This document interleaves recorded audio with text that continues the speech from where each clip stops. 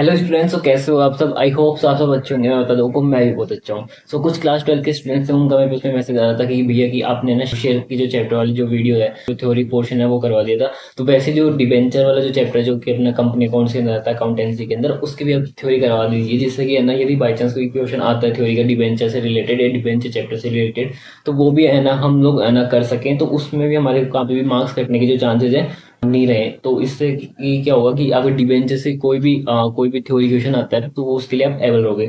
तो इसके रिगार्डिंग आज मैं आपको है ना डिबेंचर की जो भी थ्योरी पोर्शन है वो कंप्लीट करवा दूंगा। इससे बाहर कुछ भी नहीं आएगा। और जो भी ये मैं जो बोर्ड नोट्स यूज कर रहा हूँ, तो वो आपको मेरे टेलीग्राम ग्रुप के अंदर मिल जाएगी इसकी पीडीएफ, तो वहां से आप पढ़ सकते हो एग्जाम टाइम के अंदर। और ये बहुत हेल्पफुल होने वाली है, ठीक है। और यदि आपने ना शेयर्स वाले चैप्टर की थ्योरी वीडियो नहीं देखी है, तो उसको प्लीज देखना, बहुत इंपॉर्टेंट है। और उस वाली वीडियो का मैं ना लिंक है ना डिस्क्रिप्शन के अंदर ऐड कर दूंगा। तो अपन स्टार्ट करते हैं डिबेंचर चैप्टर की थ्योरी पार्ट, ठीक है। तो सबसे पहले आता है कि डिबेंचर कहते हैं किसको है। तो what is the meaning of debenture, मतलब डिबेंचर का मीनिंग क्या होता है, ठीक है। तो देखो डिबेंचर क्या होता है कि रिटर्न इंस्ट्रूमेंट होता है और डॉक्यूमेंट होता है जो कोई कौन इशू करता है, कंपनी इशू करती है, ठीक है। Acknowledging the boring and bearing fix rate of interest, ठीक है। इसका मतलब क्या हो गया, डिबेंचर है ना एक तरीके का क्या होता है, रिटर्न इंस्ट्रूमेंट होता है जो कि कौन इशू करता है, कंपनी इशू करती है। किस लिए करती है, बोरिंग्स लेने के लिए करती है, ठीक है। यहाँ पर क्या होता है कि जैसे कि हम किसी भी कंपनी को है ना फंड की रिक्वायरमेंट है, तो वो क्या करेगी कि बैंक के पास में जाएगी या किसी स्पेसिफिक पर्सन के पास में, ऑर्गेनाइजेशन के पास जाती है।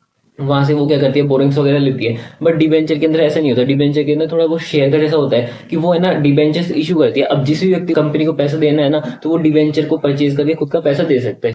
तो ये हो गया डिबेंचर, ठीक है। और फिर डिबेंचर पर क्या होता है कि आपने जब न्यूमेरिकल पोर्शन किया होगा डिबेंचर का, तो वहां पर देखा होगा कि है ना डिबेंचर में ये लिखा रहता है 9% डिबेंचर, 10% डिबेंचर, 12% डिबेंचर। तो वो जो परसेंटेज होती है ना, वो क्या होती है, फिक्स रेट ऑफ इंटरेस्ट होता है। वो जो है ना रेट होते हैं, उस रेट को है ना अपन कूपन रेट भी बोलते हैं। जैसे कि मैं आपको थोड़ा और डिटेल में बता देता हूँ।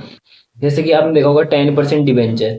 तो 10% डिबेंचर का मतलब क्या हो गया कि ये जो 10% है ना, हर साल 10% है ना क्या मिलेगा, इंटरेस्ट मिलेगा किसको, डिबेंचर परचेज करने वाले को, ठीक है। और ये किस पर मिलता है, ये फेस वैल्यू पर मिलता है, ठीक है। फेस वैल्यू पर मिलता है, ठीक है। डिबेंचर की जो भी फेस वैल्यू होगी उसका 10% है ना इंटरेस्ट मिलेगा किसको, डिबेंचर होल्डर को, ठीक है। तो डिबेंचर की ये डेफिनेशन होती है, और ये definition as it is learn कर लेना इंपॉर्टेंट है, ठीक है। उसके बाद में हमारे पास में आता है कि interest on debenture is charge against profit. Charge against profit होता है। इसका मतलब क्या हो गया कि हमारी कंपनी को प्रॉफिट हो या लॉस हो, डिबेंचर यदि इशू करे तो डिबेंचर पे उनको इंटरेस्ट देना ही पड़ेगा, ठीक है। उनके पास ऑप्शन नहीं है कि हमारी कंपनी के पास में प्रॉफिट हुआ तो हम इंटरेस्ट देंगे या इंटरेस्ट देंगे, और यदि प्रॉफिट नहीं हुआ तो इंटरेस्ट नहीं देंगे, ऐसा नहीं होता। इंटरेस्ट ऑन डिबेंचर क्या होता है, चार्ज अगेंस्ट प्रॉफिट होता है। अब चार्ज अगेंस्ट प्रॉफिट का मतलब क्या हो गया कि कंपनी को प्रॉफिट हो या कंपनी को लॉस हो, डिबेंचर पर इंटरेस्ट देना ही पड़ेगा डिबेंचर होल्डर्स को, ठीक है। Debenture holder do not have voting rights, ठीक है। वोटिंग राइट्स नहीं होते कि इनके पास में, डिबेंचर होल्डर के पास में वोटिंग राइट होते हैं शेयर होल्डर्स के पास में। और कौन से शेयर होल्डर्स के पास में, दो तरीके के शेयर होल्डर्स होते हैं, इक्विटी शेयर होल्डर्स और प्रीफरेंस शेयर होल्डर्स। तो उसके अंदर भी जो इक्विटी शेयर होल्डर्स है उनके पास में वोटिंग राइट होता है। ये वाला पार्ट मैंने वो शेयर्स की थ्योरी के अंदर करवा दिया था, ठीक है। डिबेंचर को है ना कैसे, डिबेंचर को अपन कैसे इशू कर सकते हैं, पार पर भी इशू कर सकते हैं, प्रीमियम पर भी इशू कर सकते हैं, डिस्काउंट पर भी इशू कर सकते हैं, जैसे शेयर्स को करते थे ना। बट शेयर के अंदर एक कंडीशन आती थी कि इंडिया के अंदर ना डिस्काउंट पर अपन इशू नहीं कर सकते, ठीक है। किस पर इशू कर सकते हैं, पार पर कर सकते हैं, प्रीमियम पर कर सकते हैं। बट डिबेंचर को क्या, डिबेंचर को अपन तीनों तरीके से इशू कर सकते हैं मार्केट के अंदर, ठीक है। पार पे भी कर सकते हैं, ठीक है, प्रीमियम पर भी कर सकते हैं और डिस्काउंट पर भी कर सकते हैं, राइट। तो अब हमारे पास में नेक्स्ट पॉइंट आता है कि interest on debenture is always calculated on the face value of debenture, ठीक है। डिबेंचर्स पर जो इंटरेस्ट होता है वो हर बार कैलकुलेट किस पर होता है, फेस वैल्यू पर है ना कैलकुलेट होता है। और फिर वो ही इंटरेस्ट है डिबेंचर होल्डर को हर साल मिलता है। जैसे एग्जांपल के थ्रू बता देता हूँ, जैसे ये 10% डिबेंचर है, ठीक है, 10% डिबेंचर है। इसकी जो फेयर वैल्यू है, फेस वैल्यू वो है 100 रुपए, ठीक है, एक डिवेंचर की, ठीक है। और ये इसकी इशू प्राइस है, इसको इशू कर रहे हैं 110 रुपए पे, ठीक है। और इसकी रिडेम्पशन वैल्यू कितनी है, मतलब रिडीम हो गई 120 रुपए पे। तो जो इंटरेस्ट है ना, वो इंटरेस्ट वो हरदम किस पर मिलेगा, आपको फेयर वैल्यू पर ही मिलेगा, चाहे इशू कितने पे भी हो रहा हो या रिडीम कितने पे भी हो रहा हो। तो ये वाली बात यहाँ पे लिखी हुई थी। नेक्स्ट पॉइंट ये कहता है कि डिवेंचर्स में issue for long term and short period, ठीक है। डिवेंचर्स है ना, देखो मैं इसको भी थोड़ा सा बता देता हूँ। जो डिवेंचर्स होते हैं, डिवेंचर्स इशू हो सकते हैं लॉन्ग टर्म के लिए भी, लॉन्ग टर्म टाइम के लिए भी, लंबे टाइम के लिए भी हो सकते हैं और शॉर्ट टर्म के लिए भी वो इशू हो सकते हैं। ठीक है, डिबेंचर शॉर्ट टर्म के लिए भी इशू हो सकते हैं और लॉन्ग टर्म के लिए भी इशू हो सकते हैं। ठीक है, अब लॉन्ग टर्म के लिए होंगे तो अपन उनको बैलेंस शीट पर कहाँ पर दिखाएंगे, बैलेंस शीट के अंदर कहाँ पर दिखाएंगे, और शॉर्ट टर्म के अंदर यदि है ना डिबेंचर इशू होते तो उसको कहाँ पर दिखाएंगे, तो वो भी मैं आपको बता देता हूँ। तो बैलेंस शीट के अंदर यदि लॉन्ग टर्म के अंदर इशू हो रहे हैं तो वहां पर इक्विटी एंड लाइबिलिटी साइड में, इक्विटी एंड लाइबिलिटी साइड के अंदर अपने पास में एक पॉइंट आता है, कौन सा, कि non current liability, non current liability, उसके अंदर एक हेड आता है, उसके अंदर एक हेड आता है कौन सा, long term borrowings, long term borrowings, वहां पर ये शो करेंगे अपन। डिबेंचर्स यदि लॉन्ग टर्म के लिए हो रहे हैं तो उसको बैलेंस शीट के अंदर इक्विटी एंड लाइबिलिटी साइड के अंदर नॉन करंट लाइबिलिटी के अंदर लॉन्ग टर्म बोरिंग्स के अंदर अपन उसको शो करेंगे। ठीक है, और यदि डिबेंचर शॉर्ट टर्म के लिए ना इशू कर रहे हैं और तो फिर उसको बैलेंस शीट के अंदर अपन रिप्रेजेंट करते हैं, उसको अपन रिप्रेजेंट करते हैं इक्विटी एंड लाइबिलिटी साइड के अंदर, करंट लाइबिलिटी के अंदर। ठीक है, करंट लाइबिलिटी के अंदर अपन उसको रिप्रेजेंट करते हैं। ठीक है, बैलेंस शीट के अंदर। आई थिंक आपको समझ में आ गया होगा। ठीक है, यही बात यहाँ पर बोल रखी है। और यदि क्वेश्चन साइलेंट है, मान लो कि क्वेश्चन ने बताया ही नहीं हमें कि डिबेंचर लॉन्ग टर्म के लिए इशू हो रहे हैं शॉर्ट टर्म के लिए, तो फिर हम क्या मानेंगे, तो उसको जनरली हम क्या मानेंगे, लॉन्ग टर्म के लिए मानेंगे। ठीक है, इसका कंक्लूजन ये है कि डिबेंचर्स शॉर्ट टर्म के लिए भी इशू हो सकते हैं, लॉन्ग टर्म के लिए भी इशू हो सकते हैं। ठीक है, और इनका बैलेंस शीट का प्रेजेंटेशन मैंने आपको बता दिया कि बैलेंस शीट के अंदर अपन शॉर्ट टर्म में कहां पर दिखाएंगे और लॉन्ग टर्म के लिए इशू होता है तो कहां पर दिखाएंगे। ठीक है, और यदि क्वेश्चन साइलेंट है तो अपन है ना क्या मानेंगे कि डिबेंचर्स लॉन्ग टर्म के लिए ही इशू हो रहे हैं, और जनरली है ना डिबेंचर्स लॉन्ग टर्म के लिए ही इशू होते हैं। ठीक है, तो ये सारी चीजें यहाँ पर पॉइंट्स के अंदर लिख रखी थी। ठीक है, तो ये आपको समझ में आ गया होगा। हमारे पास में नेक्स्ट इंपॉर्टेंट पॉइंट आता है कि issue of debenture as collateral security. इसको एक एग्जांपल से मैं बता देता हूँ आपको कि मान लो कंपनी है, ठीक है, ये कंपनी है, अब कंपनी को रिक्वायरमेंट है फंड की। ठीक है, कंपनी को 50 लाख के रुपए की जरूरत है, 50 लाख की, तो ये गई किसके पास में, ठीक है, ये गई किसके पास में गई, बैंक के पास में। ठीक है, बैंक के पास में। अब बैंक वाले क्या देंगे, इसको लोन देंगे 50 लाख का। अब 50 लाख का लोन तो दे देंगे, पर लोन के बदले में ये इनको भी कुछ चाहिए होता है, इनको क्या चाहिए होता है, सिक्योरिटी चाहिए होती है। ठीक है, सिक्योरिटी। अब सिक्योरिटी के लिए कंपनी वालों ने क्या दे दी, खुद की बिल्डिंग दे दी। ठीक है, अब सिक्योरिटी कितने की चाहिए होगी, ऑब्वियसली 50 लाख से ज्यादा की सिक्योरिटी मतलब चाहिए होती है बैंक वालों को, मतलब जितना अपन लोन लेते हैं उससे ज्यादा वो बैंक वालों को हमें सिक्योरिटी देने पड़ती है। ठीक है, ये कॉमर्स सेंस है। ठीक है, तो अब यहाँ पर है ना सिक्योरिटी, मान लो कि बैंक वालों ने बोला कि हमें 80 लाख की सिक्योरिटी चाहिए। अब कंपनी वालों ने खुद की बिल्डिंग दे दी। ठीक है, बिल्डिंग दे दी। अब बिल्डिंग की जो वैल्यू थी वो कितनी थी, उसकी वैल्यू थी 60 लाख। ठीक है, 60 लाख। अब कम बैंक वाले बोले कि 20 लाख की वो सिक्योरिटी चाहिए, तो हमने क्या किया, 20 लाख के हम डिबेंचर्स दे दिए बैंक वालों को, हमने 20 लाख के डिबेंचर्स दे दिए। ठीक है, डिबेंचर्स दे दिए। ठीक है, 20 लाख के हम डिबेंचर्स दे दिए। ठीक है, तो इस तरीके से क्या होता है कि डिबेंचर्स दे देते हैं बैंक वालों को, या जिससे भी हम लोन लेते हैं as a collateral security, as a additional security हम यदि डिबेंचर इशू कर देते हैं, तो इस तरीके का केस रहता है। ठीक है, और इसकी जो जनरल एंट्रीज वगैरह है वो तो आपको पता ही होगा, उसके अंदर तो आप मास्टर हो गए होंगे, तो वो तो आपको प्यारी मैम समझाई दी होगी। ठीक है, कि अभी कैसे क्या एंट्रीज होती है, कि जैसे हमने बैंक से लोन लिया, तो बैंक से हमारे पास पैसा है तो बैंक अकाउंट डेबिट। ठीक है, और कहाँ से पैसा है, लोन से, तो टू बैंक लोन। ठीक है, फर्स्ट एंट्री तो ये हो जाएगी। फिर सेकंड में हमने जो डिबेंचर है उसको एज ए कोलेटर रखवा रखा है। ठीक है, तो उसकी क्या एंट्री हो जाती है, उसकी एंट्री ऐसे हो जाती है, debenture suspense account debit.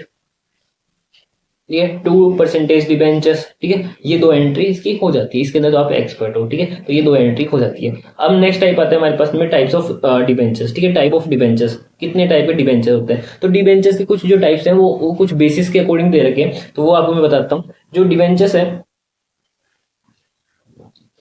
Debenture security की बेसिस पर देखें तो दो तरीके के डिबेंचर होते हैं, एक तो सिक्योर डिबेंचर और एक अनसिक्योर डिबेंचर। ठीक है, और रिडम्पशन के बेसिस पर देखें तो रिडीमेबल डिबेंचर होते हैं और एक डिबेंचर होते हैं, इरिडीमेबल डिबेंचर्स होते हैं। ठीक है, और रजिस्ट्रेशन के बेसिस पर देखें तो रजिस्टर्ड डिबेंचर होते हैं और एक बियरर डिबेंचर होते हैं। ठीक है, कन्वर्टिबिलिटी के बेसिस पर देखें तो कन्वर्टिबल डिबेंचर होते हैं और एक होता है नॉन कन्वर्टिबल डिबेंचर्स होते हैं। ठीक है, अब इनको डिटेल में देख लेते हैं अपन। ठीक है, तो यदि अपन ऑन द बेसिस ऑफ देखते हैं इस पे सिक्योरिटी के बेसिस पर। ठीक है, सिक्योरिटी के बेसिस पर यदि हम देखते हैं डिबेंचर्स को, तो सबसे पहले आता है हमारे पास में सिक्योर डिबेंचर। तो सिक्योर डिबेंचर के कौन से डिबेंचर होते हैं, जिस पर कंपनी क्या पहले ही अपनी असेट के ऊपर चार्ज क्रिएट कर लेती है। अब चार्ज है ना दो तरीके के होते हैं, क्या तो मतलब कि एक तरीके से गिरवी रख देती है। ठीक है, किसको, खुद की असेट को, कि इन द एंड केस की यदि कंपनी डिबेंचर होल्डर्स को यदि खुद का इंटरेस्ट नहीं दे पाती, पैसा अगर रिपेमेंट नहीं कर पाती, तो जो कंपनी है वो खुद की जो असेट है उसको बेचकर पैसा लेकर डिबेंचर होल्डर होल्डर का रीपेमेंट कर देगी, ठीक है। तो ये इसे बोलते हैं डिबेंचर, सिक्योर डिबेंचर्स, ठीक है। अब चार्ज की रेट करती है, वो चार्ज किस पे क्रिएट करती है, क्योंकि असेट पर। तो यदि वो खुद की फिक्स असेट पर यदि चार्ज क्रिएट करती है ना, तो उसको तो बोलते हैं फिक्स्ड चार्ज, ठीक है। और यदि वो खुद के स्टॉक पर करती है या करंट असेट पर चार्ज क्रिएट करती है ना, तो उसको बोलते हैं क्या बोलते हैं उसको बोलते हैं फ्लोटिंग चार्ज। ये आपके क्लास 12 के अंदर नहीं है, ये जब आप फर्दर स्टडीज के अंदर जब कंपनी एक्ट या कंपनी लॉ पढ़ोगे तो वहां रजिस्ट्रेशन ऑफ चार्जेस करके एक बहुत बड़ा चैप्टर आता है, तो वहां पर आपको ये अच्छे से डिटेल में बताया जाएगा। बट अभी आपको इतना ही ध्यान में रखना है। तो सिक्योर डिबेंचर आपको समझ आ गया होगा, ठीक है। अनसिक्योर डिबेंचर क्या होता है, जब कंपनी है ना खुद की जो असेट्स होती है उस पर चार्ज क्रिएट नहीं करके रखती है, ठीक है। यहाँ पर क्या पैसा डूबने का चांसेस बहुत होता है, किन के लिए, डिबेंचर होल्डर्स के लिए, ठीक है। और यही मैंने बताया था कि चार्ज यदि फिक्स असेट पर क्रिएट होता है तो उसको फिक्स चार्ज बोलते हैं, और स्टॉक और करंट असेट पर यदि चार्ज क्रिएट होता है तो उसको फ्लोटिंग चार्ज बोलते हैं, ठीक है।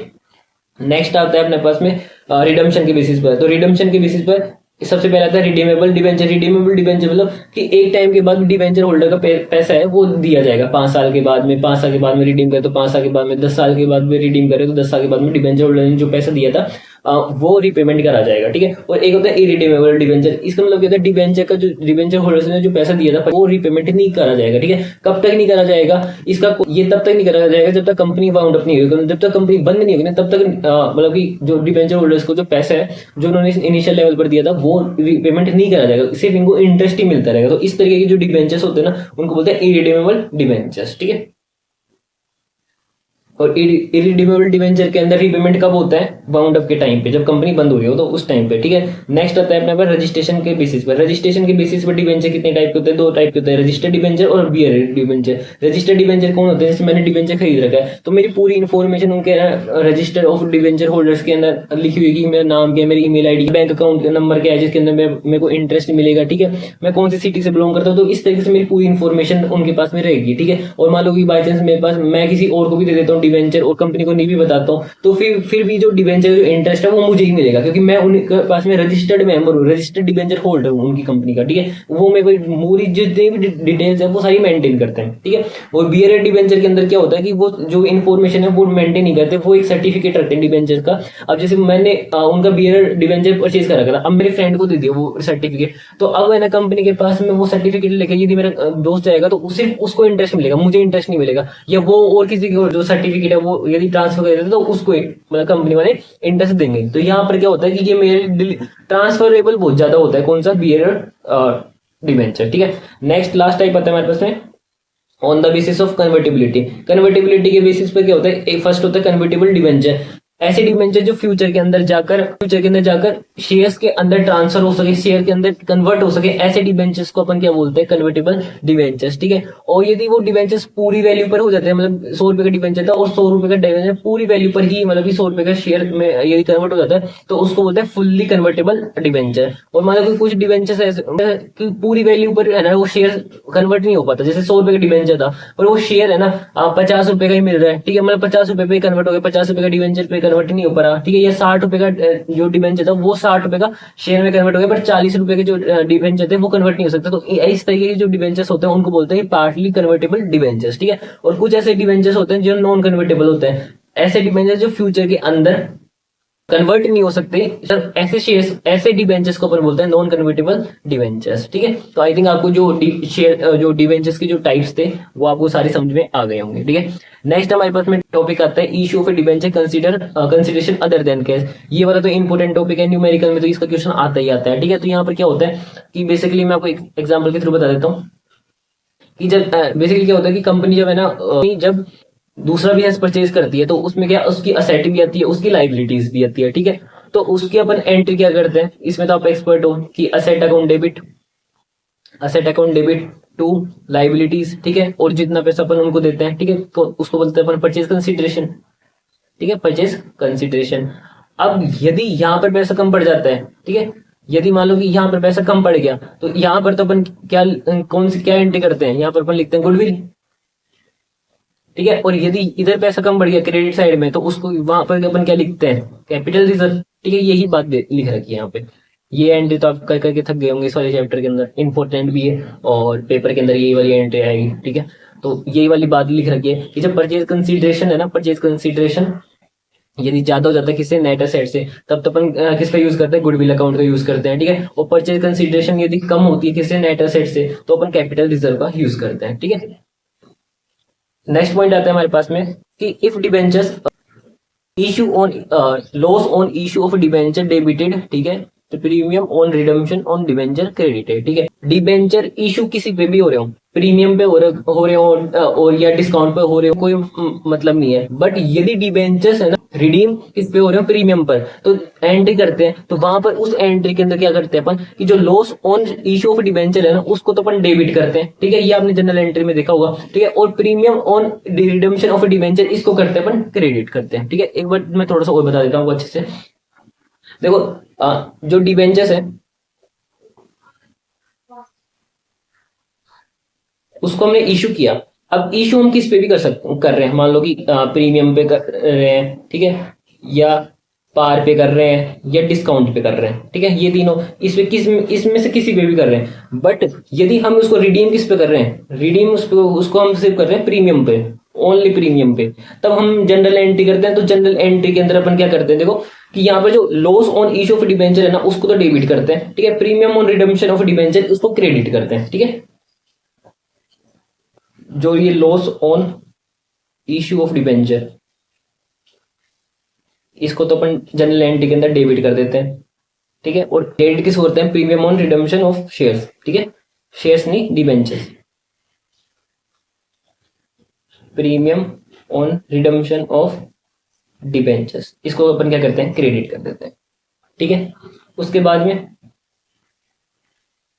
नेक्स्ट पॉइंट दे रखे जो हम रिडीम करते हैं डिबेंचर को प्रीमियम पर, तो वो जो लॉस होता है वो कैसा लॉस होता है, कैपिटल लॉस होता है। क्यों, क्योंकि जो रिडीम होता है वो हम हर दिन नहीं करते, या पूरे साल ही हम रिडीम नहीं करते रहते, ये कभी कभार इवेंट होता है। तो इसीलिए जो ये लॉस होता है, कौन सा लॉस, कि हम रिडीम करें डिबेंचर को प्रीमियम पर, तो ज्यादा पैसा देना पड़ रहा है, कंपनी को ज्यादा पैसा देना पड़ रहा है, तो ये लॉस हो रहा है। तो ये कैसा लॉस हो रहा है, ये कैपिटल लॉस हो रहा है। और मैं एक क्वेश्चन पूछना चाहूंगा, आंसर से पहले आप इस वीडियो को पोस्ट करके है ना सोचना और मेरे को बताना कमेंट बॉक्स में कि कैपिटल लॉस को किससे राइट ऑफ करते हैं। तो आप ये वाला मैंने पार्ट बताया था आपको शेयर वाली थ्योरी के अंदर कि कैपिटल लॉस को अपन जनरली किससे राइट ऑफ करते हैं, कैपिटल रिजर्व से करते हैं। कैपिटल प्रॉफिट से क्रिएट होता है, ठीक है, कैपिटल रिजर्व। तो कैपिटल लॉस किससे जनरली क्या होता है, राइट ऑफ किससे होता है, कैपिटल रिजर्व से होता है, ठीक है। उसके बाद में अपने पास में आता है कि ये जो अकाउंट होता है, ठीक है, ये जो अकाउंट होता है वो पर्सनल अकाउंट होता है ट्रेडिशनल अप्रोच के अंदर, और लाइबिलिटी अकाउंट होता है मॉडर्न अप्रोच के अंदर, ठीक है। और जो ये loss on issue of debenture account होता है ना, loss on issue of debenture account, ये एक तरीके का लॉस होता है। और कैसा लॉस होता है, अभी बताया मैंने, कैपिटल लॉस होता है। तो इसको अपन राइट ऑफ किससे करते हैं, इसको राइट ऑफ हम किससे करते हैं, तो सबसे पहले तो अपन इसको राइट ऑफ करेंगे सिक्योरिटी प्रीमियम रिजर्व से। सबसे पहले तो अपन किससे करेंगे, सिक्योरिटी प्रीमियम रिजर्व से।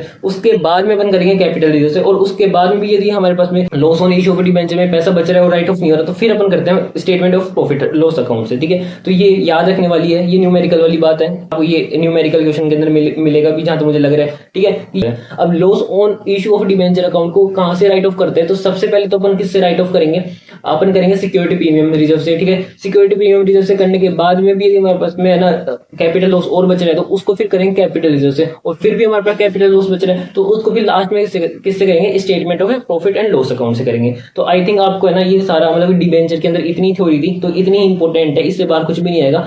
और इससे बाहर कुछ नहीं आएगा। ये वाली जो पीडीएफ आपको टेलीग्राम ग्रुप में मिल जाएगी, तो आराम से पढ़ना, ठीक है। इससे ज्यादा और इससे कम पढ़ने की जरूरत नहीं है, जो पढ़ा है उसी को पढ़ना है, ठीक है। और ये नोट्स आपको टेलीग्राम ग्रुप में मिल जाएंगे। कोई भी आपको कोई भी डाउट हो या कोई प्रॉब्लम हो इससे रिगार्डिंग, तो हमें कमेंट बॉक्स में बता देना। तो आप अच्छे से प्रिपरेशन करो। The best and thank you.